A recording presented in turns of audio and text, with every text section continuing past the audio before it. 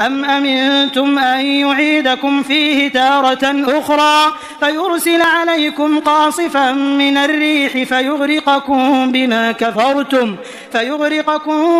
كفرتم ثم لا تجدوا لكم علينا به تبيعا۔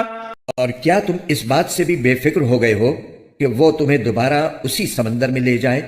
پھر تم پر ہوا کا طوفان بھیج کر تمہاری ناشکری کی سزا میں تمہیں غرق کر ڈالے،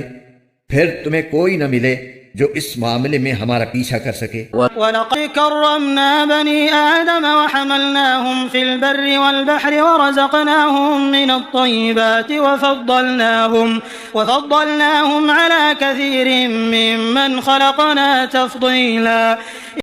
اور حقیقت یہ ہے کہ ہم نے آدم کی اولاد کو عزت بخشی ہے اور انہیں خشکی اور سمندر دونوں میں سواریاں مہیا کی ہیں، اور ان کو پاکیزہ چیزوں کا رزق دیا ہے، اور ان کو اپنی بہت سی مخلوقات پر فضیلت عطا کی ہے۔